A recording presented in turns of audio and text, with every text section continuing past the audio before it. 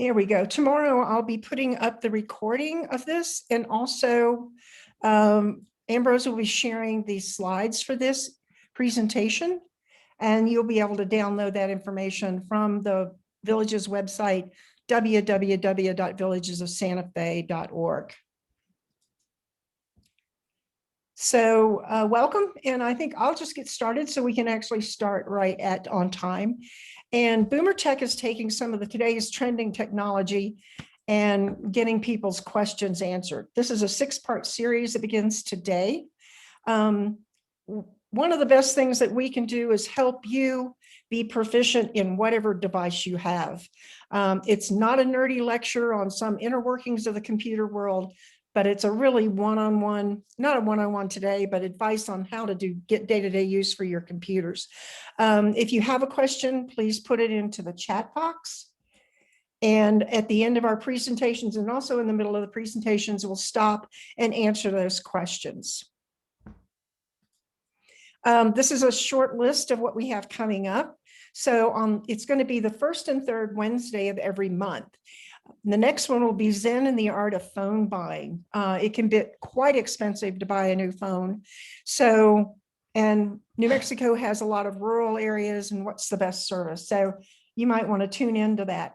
And I just suggest you tune in because no matter what, the presentations are interesting. You can ask questions about your devices, and we hope that you will come. So welcome. And right now, I think what I'm going to do is stop sharing my screen. And I'm going to turn this over to Ambrose, and you might want to put this in speaker view. So when he is speaking, he will be full screen, or you can put it in gallery view so you can see everybody showing up. Welcome. And this, I do want to introduce Ambrose Ferber from Santa Fe Prep, and we appreciate Prep allowing us to have his time. All right. Hello, everybody. As Ann said, my name is Ambrose. I'm the Associate Director of Technology here at Prep. I'm also the chair of the Computer Science Department. I teach technology classes mostly here, and I see a bunch of you that I recognize from when we were doing stuff in person. It's good to see you. Haven't seen you guys in quite some time. It's quite awesome to see you.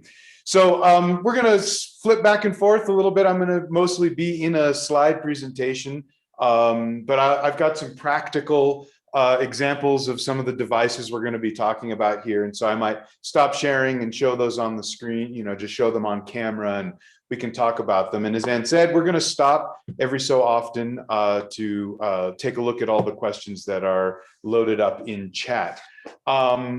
So let's go ahead and get started because I see no reason to dilly-dally. Let me get this shared and share. And let me get a thumbs up from people. If you can see my screen, it should say identifying needs there. Okay, great. Wonderful. So there is a huge array, a tremendous array of different devices out there. And it can be quite confusing as to what device you need, what devices you don't need, what best suits you. And there's a lot of pressure also, I think, from a lot of different quarters to get the latest and the greatest, or to get this thing or that thing. And so this lecture is really designed to try and clear up some of the differences between the different devices, what their pros and cons are, and why you might choose one thing over another thing. And it's also a lecture about what I like to call the good enough principle, which is not trying to necessarily be cutting edge or have to like shoot for the moon, but instead identifying what's good enough for you, and that way you can save money, save time, have a more simple digital lifestyle.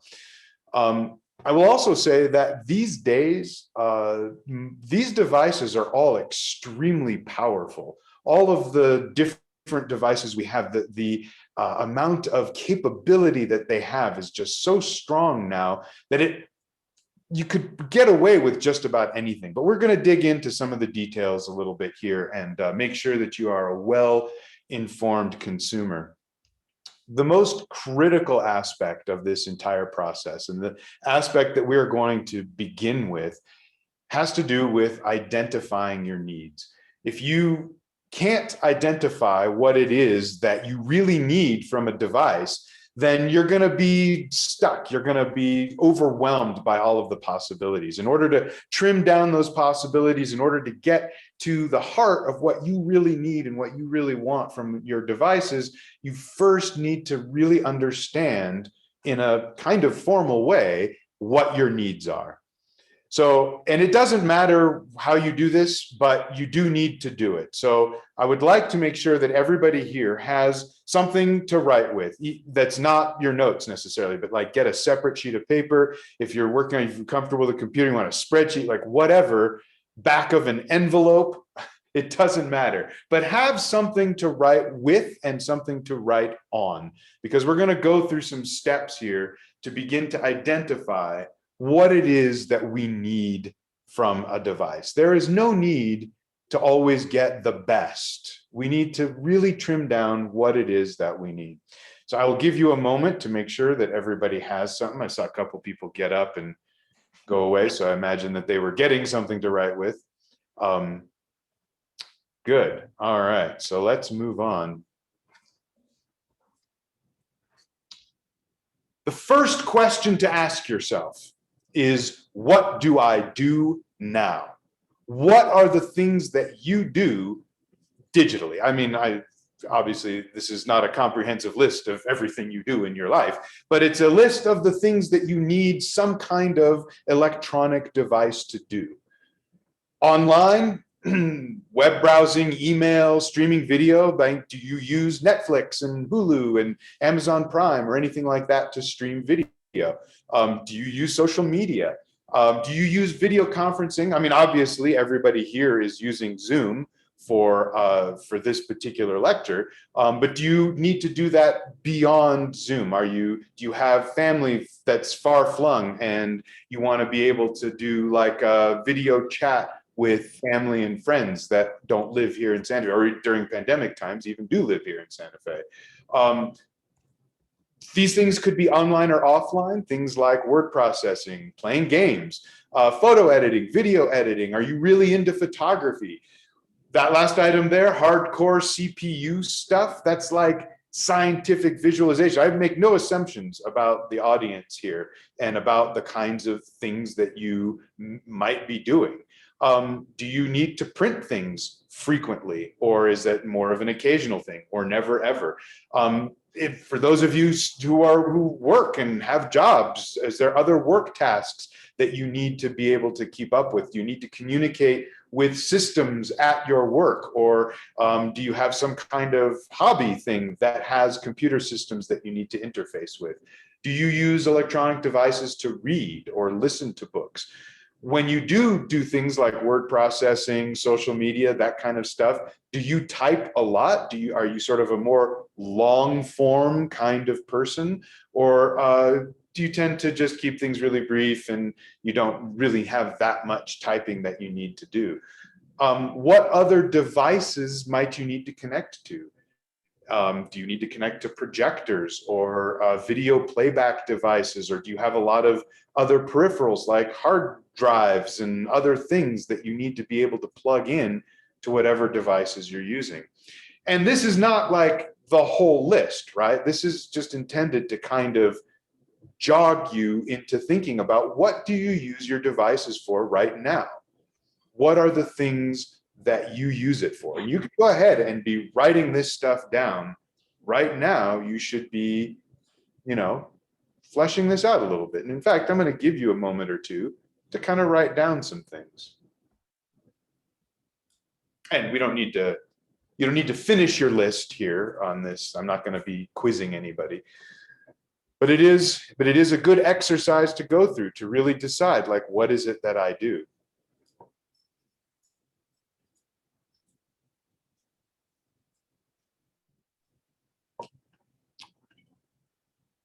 All right, we're going to move on now. Again, feel free to add to this list. In fact, this should be a living document. This should be something that you are often sort of referring to and modifying as you develop what you want your digital experience to be like.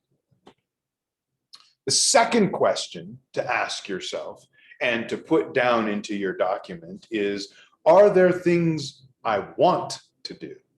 So in other words, things that you are not currently doing, but that you would like to be able to do on some electronic device. For instance, you might be missing out on experiences that your friends or family are using their devices for. That could be things like video conference stuff that you're not engaged in, or other, social media platforms, or some kind of hobby or activity. Could be anything. But are there things that your friends and family are doing that you yourself really want to do? And it's important. It's really critical at this step here that you think carefully about the things that you want to do. The next slide is going to be about the pressure we feel in the devices that we get. And I want to make sure that you are very clearly internally thinking about, what is it that I want from this experience? What is it that I need to be able to do? If you're still working and you need to keep up with the technology that's going on in your workplace, right? There may be things that are developing and you need to be able to stay on top of that. And maybe your current digital lifestyle devices don't quite fit that. And maybe you need to make an upgrade or a side grade or something in order to do that. And then the last thing to ask yourself here really is just, are you curious? Are you fascinated by technology? Are you fascinated by the prospect of what these things can do? One of the things that I tell my students all the time is that for me, these things, these phones are magic to me still. Like I have been working in technology for 20 plus years professionally. And I was, kid hobbyist long before then. But I still am fascinated by this, the prospect that all of the world's knowledge is here, or at least it's not in this device, but it's accessible from here. It's this unbelievably powerful computer that fits in your pocket. I am old enough that I remember a time when computers were not ubiquitous, when people didn't all have them in their houses, and the internet was nothing, right? It was just not even a fantasy at that point. And so to me, the idea that we can do the things we do with these devices is unbelievable. It's fascinating. It blows my mind. And like I say, it feels like magic to me. I was sitting in a dentist's office some months ago, and just I got an email from somebody, and I took out and I replied to the email and I sent it, and I suddenly had this hallucination of watching the email come out of the phone into the ether and flow through all of these tubes and pipes and get to my friend basically instantaneously. And so it's possible that at least one person in this room is fascinated by this, and maybe you want to expand your knowledge set. Maybe you want to get into some other stuff, and that is definitely a legitimate thing to inspire what devices you choose to get.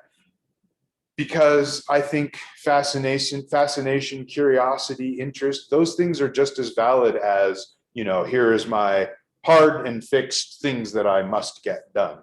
But I imagine for some of you also, just getting the minimum, here are the couple of tasks I have to get done, and I don't want to go any further than that. And that too is a completely legitimate place to be.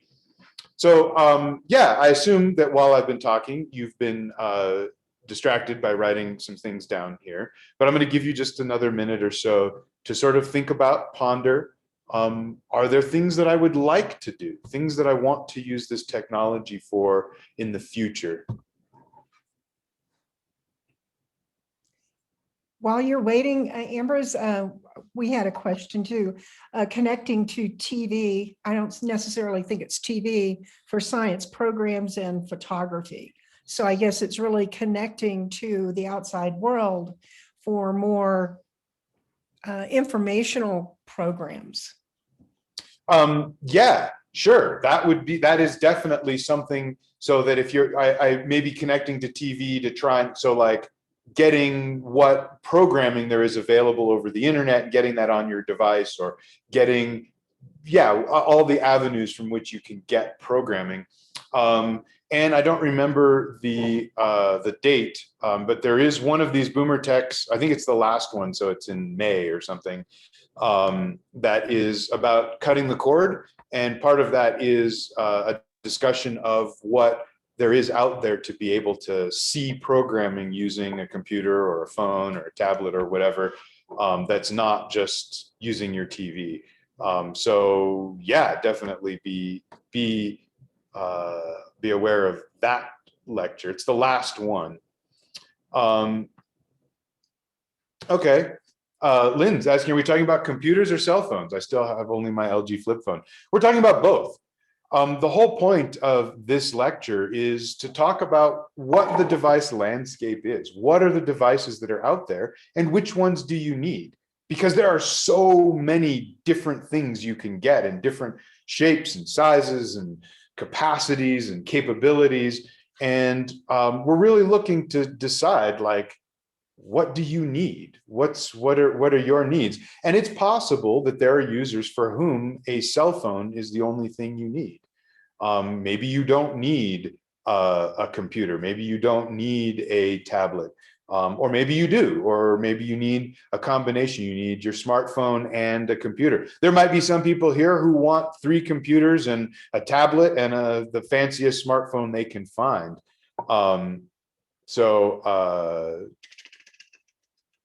Connect computer for classes in science and my photos to TV for painting. Okay, sure. We're not going to delve super, maybe later on, if we have time, we'll get into some like real specifics about like, how do I connect this to this? But I will say that absolutely there is, it is, those things are completely possible. And in fact, not that difficult to do. Editing photos. Okay, cool. Yeah, so editing photos is something that you'll probably need a device with a little bit more capability to it in order to do. You'll want, let's see, if we're saving to digital photo albums on my Win 10 PC. So yeah, this is not a photo editing class per se. So I'm not going to get into the details right now about the specifics about how to crop and edit photos. This is more of a discussion of what device do you need in order to do that. And honestly, your Win 10 PC, your Windows 10 PC can do exactly that in a variety of different ways. So, all right, so let's continue on here talking about the questions we need to ask. The last question I want you to ask yourself, as you develop your profile here, is, what do I not do? This is about you. This is about your needs and what you want to get out of your devices, not necessarily the what other people think you should have. There's a lot of peer pressure from friends, peers. I put children, I mean, all family, but what I see a lot of in this particular context is a lot of kids who tell their parents, you have to have this, you have to get an iPhone, you have to get a MacBook Pro, you have to have this, you have to have that. And that's not really true. We are going to talk a little bit about some of the other considerations when it comes to that, but you really need to identify what your needs are and where you stand with things, rather than what other people say. Society will also have that particular pressure, right? They will be pushing you to say you need this or you need that. And I'm a big proponent of, no, you don't. You need what you need. Along with this is the consideration of stuff you already have. So if you already have some things, like you have a monitor, maybe just upgrading your computer to go with that monitor is a completely legitimate consideration to make, as opposed to, well, I need all new everything, I'm going to get a laptop because that's what everybody has. If you have stuff and you have things and you are comfortable adding to them, that is completely legitimate. Also, along with that is stuff you already know. This is really important, and I want everybody to pay close attention to this. What you already know is valuable and pertinent and important, because if you are a fan of Windows and you've used Windows for a long time and you use Windows PCs and you're really comfortable with that, then getting a Mac is not necessary. If you really love the iPhone and the iPhone, you've used an iPhone for a few years now and you're really comfortable, you know where things are, and somebody tries to talk you into an Android like me, then take that with a grain of salt, right? Like, be confident in the things that you already know and that you're already comfortable with. These days, the different platforms are so close to each other. All the different things that we have, they're so similar fundamentally that you have to have a very specific reason that you need one thing over another. And the things that you already know and the things that you're already comfortable with are really important. So don't allow the external pressures to dictate what you get, and then suddenly you're having to learn all kinds of new stuff, or you're having to, you know, refigure out the way that you do everything. Cool. All right. Check the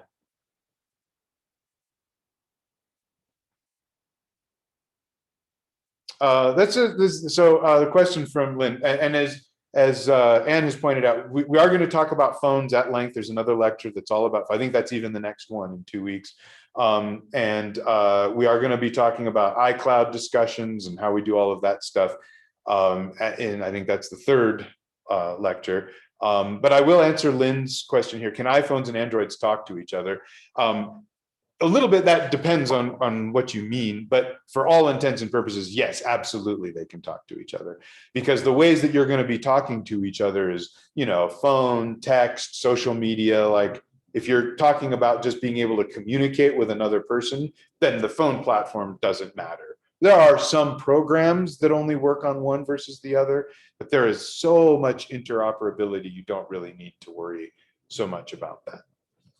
All right. Let's dig into some of the nitty gritty here. Yes, Lynn, there is definitely group chat ability. Again, not everything will do it, but for the most part, there are a million different ways that you can do a group chat with people with all different kinds of devices. Yes. All right. We're going to talk about the different form factors. We're going to talk about the different kinds of devices that are out there and what you might have, what you might want to get. Here are some questions to ask yourself as you try and make these decisions. How mobile do you want or need to be, right? So if you are somebody who's always on the go, who needs their devices with them, and you're you know, doing projects out and about, and you're at this place and that place, and having your whole digital life with you is really important, then yeah, you definitely need a much more mobile device. If you have, well, it's actually an interesting, I'm going to pause there because there's an interesting question here from Johnny. I have an unused Android tablet that I need to open and use. I have no idea how to begin. Yeah, so this isn't, you know, we're probably not going to, like, this is about device selection, this particular lecture. If there's time at the end, of course, we can talk about that. That might be kind of a more, we need like a one-on-one session to really get something like that happening, because there's, depending on your, if you really have no idea where to begin, it's like, what is this thing even? Then we should probably sit together one-on-one at some point and go through that. And Anne has my contact information also. So if you want to contact me separately, we can do that. And anybody else who has like really specific device questions like that, that's probably a one-on-one session at some point. All right, so accessibility concerns. If you have a hard time typing on small screens, using just the touching, and you need a full-size keyboard to type better, then that is definitely going to play into what kinds of devices you can get. If you need a very large screen with big type, again, that's going to have an impact on which devices you might select. Sometimes we have to trade power for mobility. Generally speaking, you can get much more powerful computers in great big things that just sit on a desk somewhere and have all this stuff attached to them and can't go anywhere. And then when things start to get smaller and more mobile, usually we sacrifice some power. We can sometimes get that power back in the mobile devices, but they're going to become much more expensive when we start doing that. And I know that budget is always a concern. So, and in fact, that is one of the other things you have to ask yourself is, how much can I afford to spend on this stuff? What is my budget? What is my limit here? And we'll talk more about that. Oh, wait, I did want to mention two other things. Again, with the budget, there is the good enough rule, which I already mentioned, which is to look for the thing that really works for you and is good enough. We don't all, there is a tendency, there is a temptation to always look for the thing. Oh, well, this is better. It's not that it's only a couple $100 more, and whoa, it's so much better. It's this much better. But if you're not going to use those extra things, those extra features, then maybe you don't need to spend that extra couple $100 and you can save that money instead. There is also a fallacy that says, where a lot of people think about, like, well, what am I going to need in 2 years? And I'm going to overbuy what I have so that it's good, so that it's going to last me longer than something that's just good enough. That is usually actually in practice not true. I've been doing this a very long time.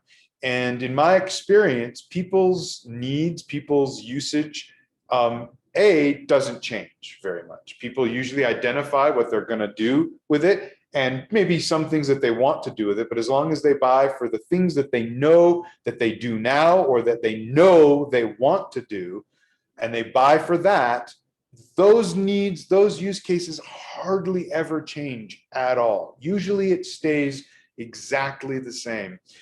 And when it does change, it usually changes unpredictably.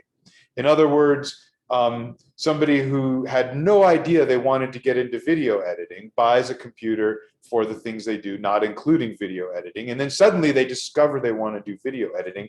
And the needs for that usage, some kind of much more intensive, computer intensive project like video editing, suddenly they're in a whole new market. They have to buy all new stuff anyway, or they have to go in a different direction with their devices. Furthermore, the landscape, the acceleration of improvements in technology is so fast, so quick that it's really hard to predict what's going to be around in 2 years, let alone 5 years or 6 years. Most of the people I work with, they keep their computers on average about 7 to 8 years. And in 7 to 8 years, the computer landscape is so unbelievably changed that trying to buy for 6 or 7 years into the future is nearly impossible to do. And you end up just spending a lot of money that you never actually use the capability that you just bought. So my advice is to really look at these questions, the 3 questions we started with, plus this little collection of things here, in order to and then identify what your needs are, and then buy just for those needs, and don't worry so much about buying for the future. Question: do you have Windows or Mac computer? Let us know. That is a very complex answer, actually. Right now, I am using a Windows machine. I'm using a Windows laptop.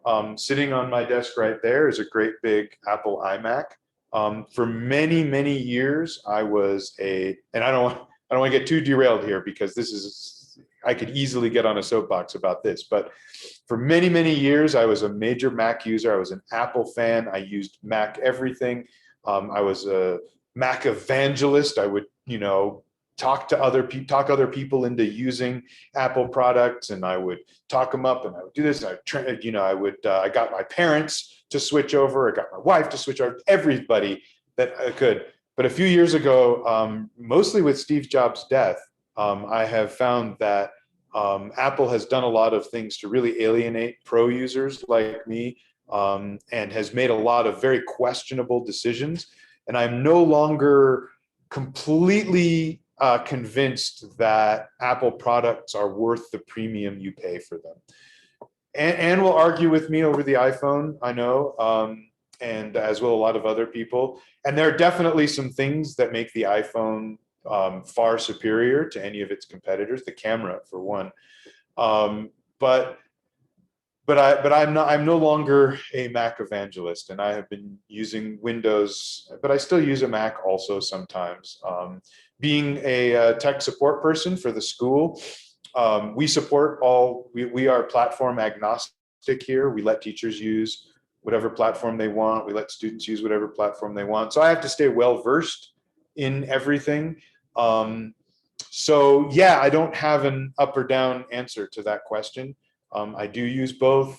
I have reasons for liking each. I guess part of it also is that I kind of feel like right now all devices are highly flawed, and as long as you're going to be unhappy with your device, you might as well spend less on it. But anyway, I don't want to get too derailed with that conversation right now. If anybody wants to pick up that, get into the specifics at some point, then we can do that.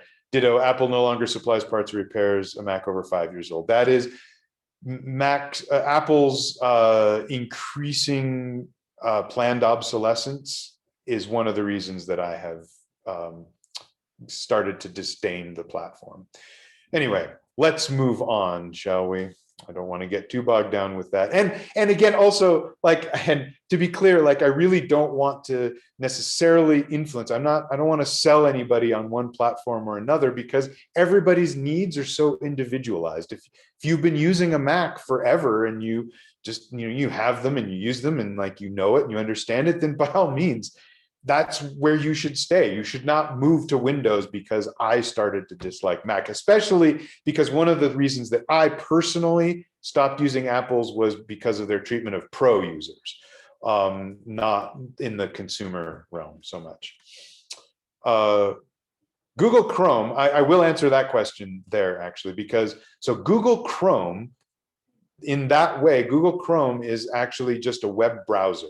It's a program that runs on basically every device now, can run the program Google Chrome, which is a web browser, which is a program designed to let you get on the web and browse the web. And that's all it is. You might be referring to Chrome OS or Chromebooks, which we will talk about later in this discussion. All right, let's take a look at some of these devices and actually get down into the nitty-gritty of what they are, what they're good for, and so forth. The first device, the most traditional, the oldest of them all, just a desktop computer. This is what we first saw when we had the personal computer revolution way back when. And these can go for, okay, well, so obviously, you can get a desktop computer probably for less than $400, and you can definitely get them for lots more than $1,500. It is possible to spend tens of thousands of dollars on a desktop computer if you so desire. But I was trying to keep these price ranges in what I felt was probably this demographic. Users who need some stability and some reliability, who are not necessarily super into tinkering and sort of building their own computers, and who also are not at that super high end needing maximum, gaming performance or maximum scientific visualization performance or anything like that. So I was trying to keep it in what I felt this demographic would probably need as far as the cost. So between $400 and $1,500, which I will grant is a very large span, you can get a decent computer. One of the things that's nice about a desktop computer is that the bang for the buck is really good here.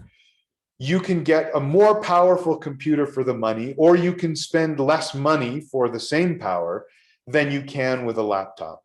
And that's just because laptops have to be designed to be mobile. And there's a lot of extra engineering and some sacrifices that get made when you get into a laptop. So if you're looking for something that needs a lot more power, if you're getting into photo editing for reals, like not just using iPhoto to organize your photos, but if you're trying to, retouch photos and do stuff like that, then you might need a desktop computer. Again, I'm not going to make any major assumptions. There might be some serious gamers here. If you are really into gaming, then a desktop PC is probably the way to go. If you need a lot of peripherals, like a drawing tablet or external drives or printers, or you want really, really huge displays, like you need a great big monitor that's super high resolution, then a desktop computer is how you need to go, is what you need. If you already own a monitor and you're looking, maybe now you're looking, your computer's really old, but you already have like a keyboard and mouse you really like and a big monitor that you really like, well, then just getting a new desktop PC to plug those things into might be a great choice for you. There are a couple of different form factors within this. I am showing two different ones here. On the left, you have an iMac, Apple iMac, and on the right is just a desktop PC, a Windows PC. Yeah, exactly, Rosa. Many individuals are buying laptops because so they can take it to meetings and move around from different rooms. Yeah, if mobility, well, we'll get to that on the next slide, but yeah, if you need the mobility, then a laptop is definitely what you're after. But if your priority is getting the most power for your dollar, then, and you don't really need to carry it around with you, then a desktop is a very good idea for that. The iMac is what's called an all-in-one, and there are Windows PCs also that are all-in-ones, and that just means that the computer is packed into the, it looks like just a monitor, but it's the computer and monitor all in one package, all combined together into one thing. And those are nice because there's not a lot of cables and plugging stuff in and out, and like, it's just sort of neater and trimmer and cleaner. The problem there, of course, is that if one thing fails, then the whole thing is compromised, right? Then it's a little bit more difficult to swap pieces in and out or to change what you have. Whereas with a desktop PC, a traditional, just plain, box that sits on the desk or on the floor next to the desk, it's a little bit easier to swap things in and out. Then here's the laptop. This seems to be most people's default thing these days. Sort of the fashionable, voguish thing to do is to get a laptop. And that's because they're quite ubiquitous now. Most people have them. The kids all have them. Is a desktop or wireless laptop more powerful for Zoom? So that's an interesting question. And actually, we should go ahead and answer that question. Zoom by itself doesn't need that much. So any current computer, even remotely current, even the pretty much the basest of the base of current computers will run Zoom just fine. And you'll be able to connect to Zoom and use Zoom. If you want to do virtual backgrounds, when you see people with the aquarium behind them and they're on there, then you need a computer that's a little bit more oomphy. But again, like current and maybe like base level computers, base level laptops, maybe you won't be able to do that. Chromebooks can't do that. We'll talk about Chromebooks here in a second. But most modern, like fairly well equipped, like even at that kind of lower end laptop, will totally even do the virtual backgrounds thing.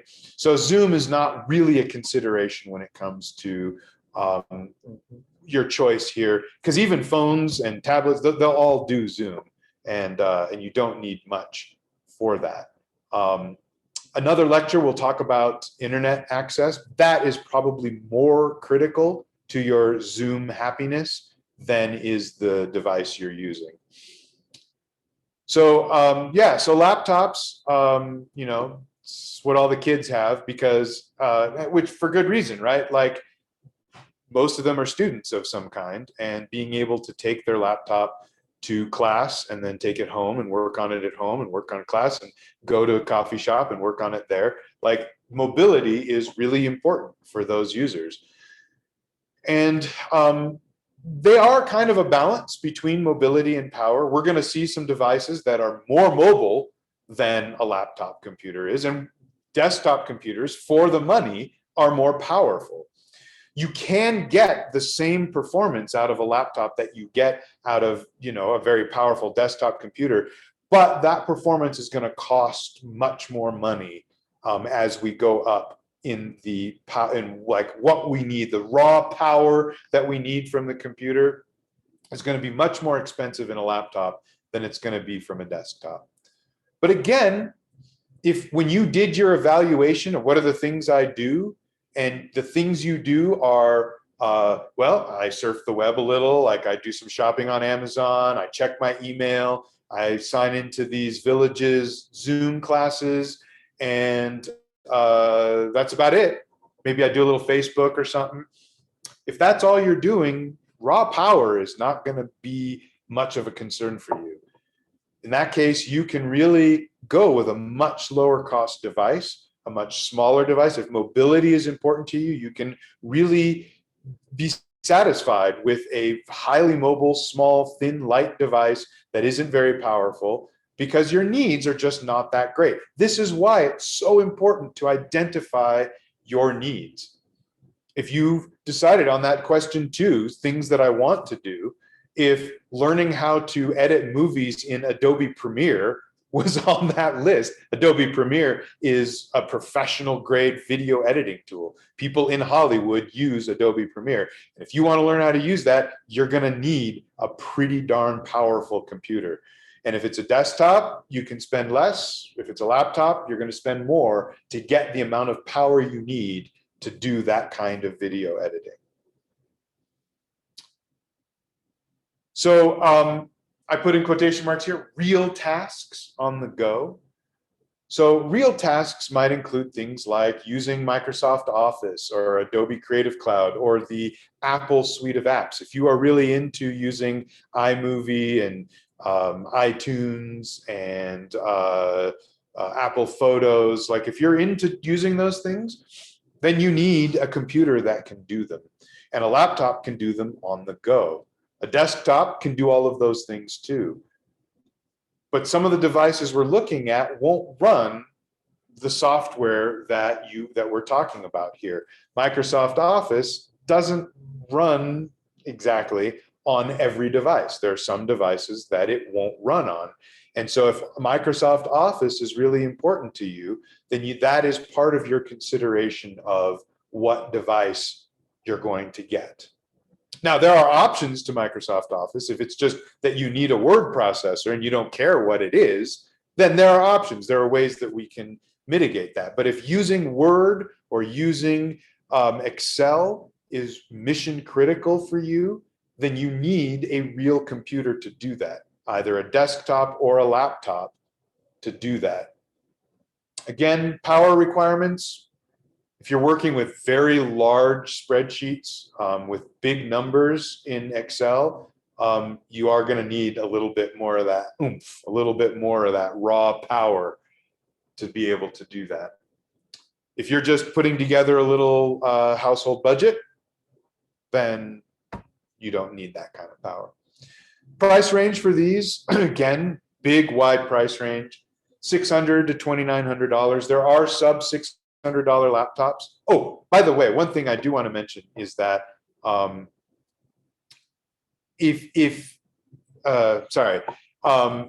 this is all for new equipment, not used. There is a whole refurbished used market. And we can talk about that maybe if there's time, but I'm only talking about new things right now.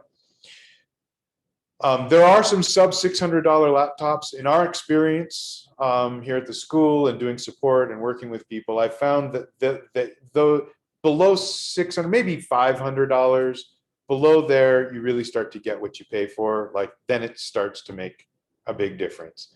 Above $1,000, the amount of improvement in either quality or features starts to get very small per dollar.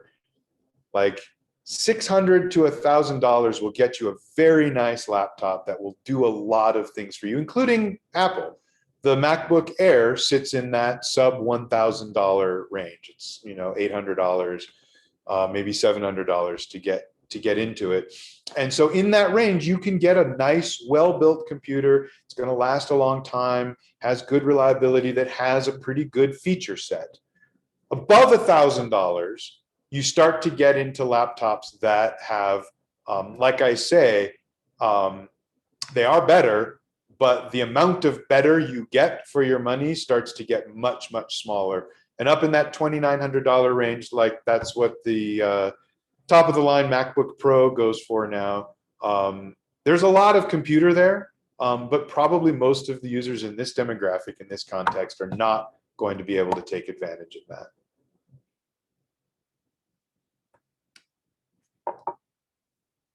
Another consideration when thinking about laptop versus desktop is that laptops tend to have smaller screens. And when they have bigger screens, they're much bigger and heavier and harder to carry around. And part of the reason you're getting a laptop is for mobility. And so having that in mind, having that consideration in mind about, you know, do I need a bigger screen? A, because I need more real estate. B, because my vision's not so good and I need to be able to make things bigger or have that higher resolution. That's another consideration you have to make when you're thinking about laptop versus desktop versus any of these other devices.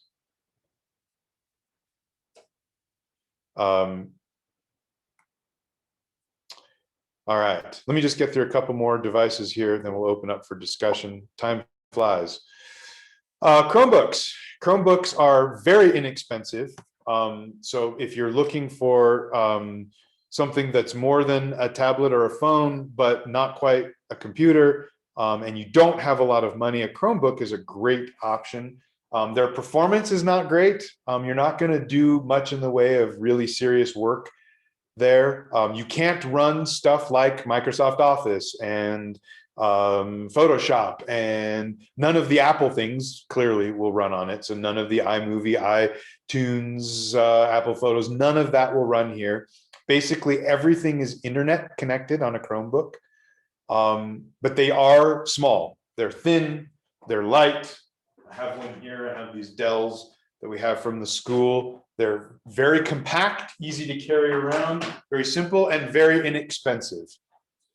If you have very minimal needs, a Chromebook might be an option. If you're doing anything at all advanced, Chromebooks are not a great idea. Tablets. Of course, these are for absolute mobility, right? These are way more mobile than any laptop is going to be. They're thin, they're flat, they're easy to carry around, they fit like in a handbag.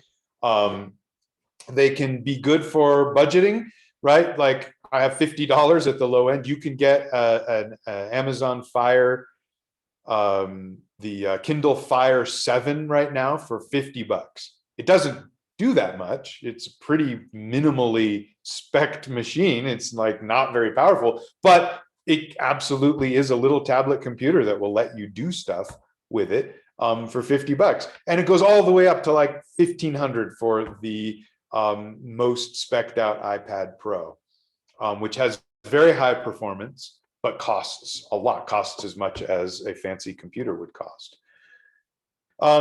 Limited app needs.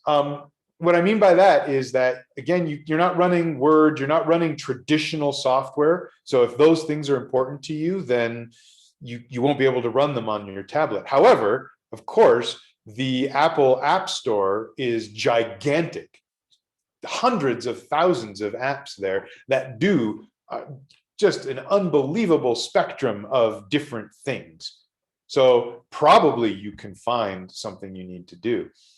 Tablets are great for reading ebooks, which we're not going to get super into here, but or listening to audiobooks, or no, actually, Lynn, I should mention that email. Absolutely, you can do your email on a tablet.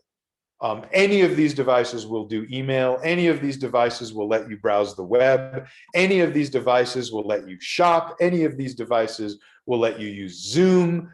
Any of these devices, that like first set of things in that first question, those online things, these will all do that. Order dinner, yes, indeed. There is also in this category, there's something we're not going to spend much time on. I've got one up on the camera here if you want to look, if you see my thumbnail in the thing, just an e-ink reader. These are the e-readers like a Kindle, traditional Kindle that uses e-ink. I just want to quickly mention those as being a great way to read in a highly portable format.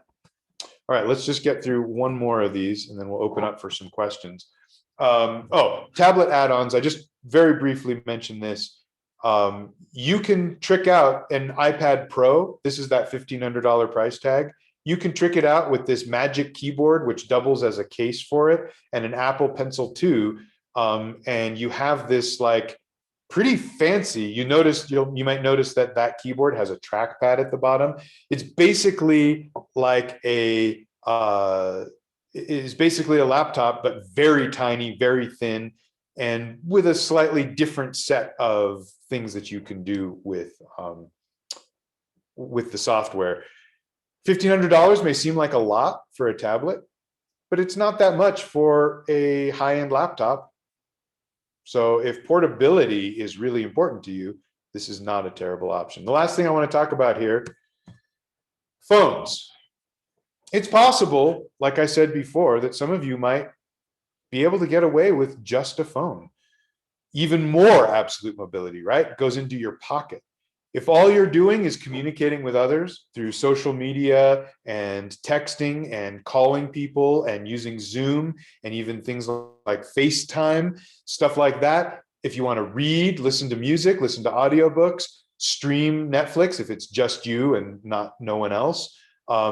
If you want to play games, all of that stuff, you might be able to get away with just a phone. You don't necessarily need a computer to do a lot of that kind of stuff. If you're not doing, again, what I'm calling quote unquote real work, you might be okay. Incidentally, some of the best cameras on the market right now are in phones. And I've always said the best camera is the one you have with you. I don't think I made that up. I heard that from somebody else. And if you always have your phone with you, then you always have your camera with you. And the iPhone 12, the camera in the iPhone 12 is unbelievably good. People are shooting real movies on the iPhone 12 camera. It's crazy. So if you're into photography and you're not doing a ton of like really sort of professional compositing and color correction work that you need something like Photoshop to do, but you can just use the in-camera program to do, which incidentally is also getting really, really good, then maybe you forgo the laptop, forgo the tablet, forgo all that stuff. And then $1,200 for an iPhone 12 is maybe not that expensive because you're not also buying a computer and everything else. You're just using your phone. This is a real possibility and something that you can do a lot of work on just a phone. Okay, there's a little rushed there at the end. We've got there's more slides on this. We can, Anne said that this will make this presentation available to you, but I do want to open it up for more questions right now. So yeah, let's open this up. Let's get some discussion going. I think at this point you can either put it in chat or you can just unmute and ask your question. I'm going to go ahead and stop my share so I can see everybody.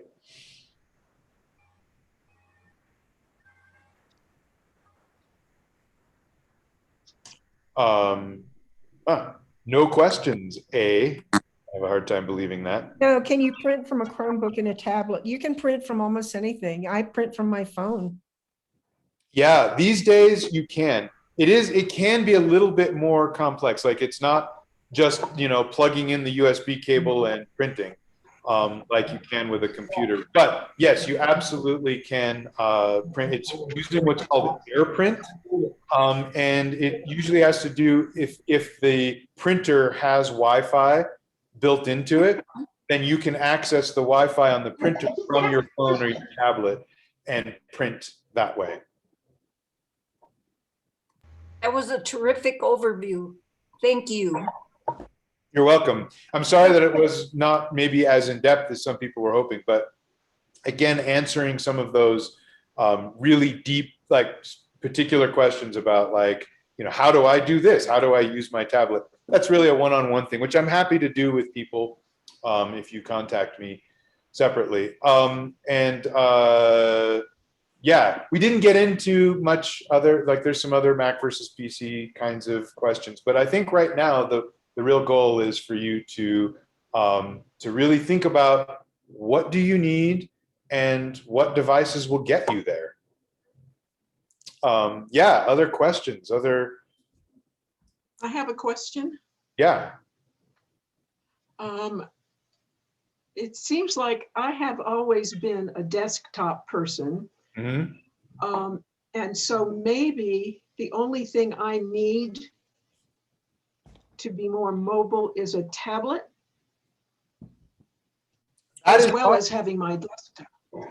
Yeah, so if you have a desktop at home where you do all your serious work, like that might be where you do your Word and your Excel or photo, and then when you're out and about, you have much more minimal needs. It's really more about using online apps and some social media, or contacting people or needing maps and stuff. Then a phone or tablet can totally do that and forgo needing a laptop.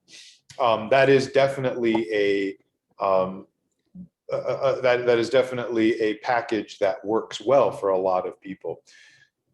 Yeah, absolutely. I think Rosa has a question. Yeah, Rosa. Yes, thank you. I personally, actually, I have a couple of laptops and an iPad and a phone, and I found that having them, the three of them, are very helpful. For example, right now, I'm using my iPad actually for the Zoom meeting, but I also have my phone that I can look at documents and check on things and everything. So I found it that it's good to have, multiple, I guess, devices. It's important to know how to connect them to make sure that they are communicating with each other. So if I'm using my iPad, I can look at my calendar and I have the same information that my phone and everything.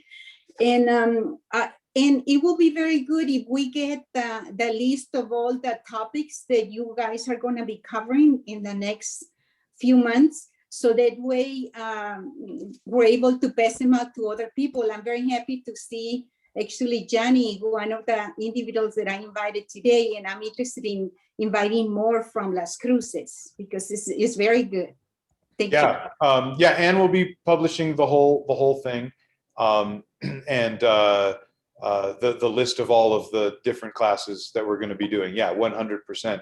And yeah, you're speaking my language. I mean, I have a bunch of devices myself. I use a lot of different devices because I like, but I'm also a giant nerd. So, you gotta accept that. And it is good to have options if you're comfortable with them. But I also want to say that if your needs are simple, if you can do it all on a single device, then it simplifies your entire life, your footprint, and it reduces cost, which is something I always try to be sure of. So it's just, yeah, I mean, I think having multiple devices is great, but I also think that I sometimes wish I could be down on just one device. Don, looks like you have a question. I'm in Utah and I love this. Oh, I love cool. the yoga and the exercise classes, and this is lovely. I retired 10 years ago, and at that time I was kind of proficient with Excel and Word. I was an executive assistant, blah, blah, blah. And so then I came home and did things, and I've totally forgotten how to do everything. Use it or lose it. Yeah. So I've got an Android phone, Amazon Fire tablet, and a brand new laptop, because I've got arthritis and, like, you know, I need larger keys, and my husband's on the desktop all day long. So I am just like overwhelmed with how to do everything. So is that something, will you be getting into, like, how to, I don't even know what to ask. I mean, I blunder around, and thank God I've learned how to do Zoom, but so there's my question. How to do everything is your question. Yeah. So my advice there, again, is to spend some time introspectively and really think about what is it that you want to do? What is it that you need to get done? And then make the tools do that, rather than feeling like, well, I have these tools and I have to use them in some way. And so I'm going to focus on that part of it. And instead saying, like, these are the things I need to get done. And here's how I'm going to make those devices do those things for me. And the first thing that I would suggest that you do if you're feeling overwhelmed is probably set the tablet aside for a little while at least. And because there's probably, especially the Kindle Fire, which is a lot smaller, there's a lot of crossover between that and your phone. And so probably your phone plus your laptop will be able to do what you need to do. The laptop for the heavy, you know, the bigger keys. So you're doing Excel and Word and trying to relearn how to do Excel. And then the phone for when you're out and about, you need to just look something up quickly, or you need to actually make a call, which is weird. Nobody uses their phones for calling anymore. And looking something up on maps or something. So that's where I would start. I would start by putting the tablet aside, focus on those things, and then flip the script, right? Make it about what you want to get done and make those devices do that for you, rather than I have these devices and I have to utilize them in some way. Hi, Ambrose. Oh, I'm sorry. Thought you Sorry were. for Don has a quick follow-up here. Yeah. I feel like, and my name's Deb, but my husband. Oh, sorry, Deb. Sorry. My husband set this up, so of course it's got his name on it. There again, you know, I know nothing. So, like, if I want to learn how to do Word so I can journal, is it a good idea to go through the little Dell deal? I've got a Dell something or other laptop. It's brand new. Is it a good idea to do the tutorials and just kind of find your way through things? Okay, so, and we didn't talk about this class. Those of you who've taken my classes and workshops before know that one of my tenets is don't be afraid. Like, just go out and start exploring and playing and seeing what's what, and watching tutorials and messing with it. Yeah, absolutely. Doing those tutorials is great. Classes and books are great too. Everything is great. So, you know, but I would also caution you that maybe Word isn't what you want for journaling. There might be other options. I want to get to some other questions. Maybe what we'll do, Ann, is we'll do a follow-up like blog post. I can help write a thing that's got some of these other topics sort of. Thank you. Yeah, Prashant. Hi, Ambrose. Hi. My MacBook Pro seems to be dying. It's been dying for like 3 years, Prashant. From what you said today, it seems, since word processing is important to me, and I've used Word for years for that I need to stick with a computer, because nothing else will allow me to write. Yeah, so I was a little disingenuous there. Word will work. There's an online, the Office 365 online will work on other devices where you could use Word that way, but that requires a monthly subscription and it's not quite as full featured, and blah, blah. So yeah, probably if you want to keep using Word, then a computer. It's all I know. It's all I know. So And that's why- use what you know is my Yeah. feeling on that And so much of the so- time, unless there's a really compelling reason to change. So So- how are you feeling about, I've had my computer since 2011. I tend to keep things for a very long time until they die. So that's what's happening here. What do you, and I wouldn't mind at all having a lighter weight laptop. So maybe the MacBook Pro, the thin one, the Air, Mhm. might make sense. It does make sense. And I'm it's thinking not, out loud. it's not that expensive. The MacBook Air, the current crop of MacBook Airs are extremely well configured, powerful, good, and not that expensive. It's like, I think they start at like $800 or something like that, which is not chump change, but it's also not like crazy money. Okay, so you would, because I've been wondering, because finances are an issue, of whether I should try and find something that's refurbished versus new. On the other hand, whatever I get, I'm going to have to use for a long time ahead of me. And I don't want to be penny wise and pound foolish. Yeah, used laptops. This is a good thing for everybody here. A good rule of thumb for used, just to bring this up, is that used laptops are a little bit more iffy to me because there's more of a possibility that it's been abused, that people have like tossed it around and thrown it, and that it's seen some more significant action than a desktop, which is just going to sit there. So I'm a little bit more leery of used laptops. Refurbished directly from Apple, you can save you don't save a lot, you save like $100 or $200, but those are good. So yeah, it's a good way of saving a little bit of money. I wouldn't go super cheap on a laptop though, for the reason you're talking about. Yeah. Let's see if we can squeeze in one more question before Anne has to end this call. Okay, I guess not. What were you showing us a while ago that you kept lifting up? Well, I lifted up a couple of things. I had a Chromebook here that I was demonstrating, and I also had an e-reader, a Kindle, a traditional e-ink Kindle, which we're not going to talk. It's not good for anything but reading. It's just worth mentioning that if you'd like to do a lot of reading, the Kindle is amazing. It is a wonderful device for reading, especially if, like me, like print books, because it's very close to a print book, except that I can have like 12 books with me at any given time. And kept showing. Do you have to pay for them? So you can get, so maybe we'll do another thing, Anne, at some point. We didn't put it on the list, the ebook thing. You can get ebooks from the library and stuff, so we might do that at some I think point.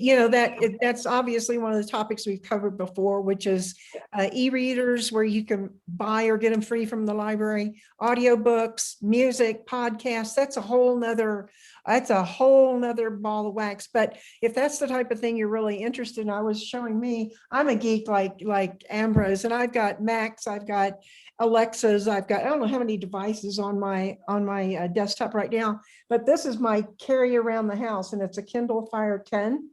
And I watch my TV and Hulu and Netflix and read my emails and all of that. And you can get this for $100. So it's pretty cool. Listen, I hate to do this, but we are going to have to sign off. We have another class starting shortly. And I want to thank Ambrose for having a great lecture as always and being very entertaining. And please come back to check in. Thank you. Thank you. Thank you so much. Thank you. See you in 2 weeks. See you in 2 weeks. Thank you, Bye. Ambrose. Bye, Bye-bye. Karen. Bye-bye. Hey, Karen, good to see you, Karen. Thank Good to you. see you. Bye. Bye, Prashant. Bye. It's about time Bye. to change out that computer, Prashant.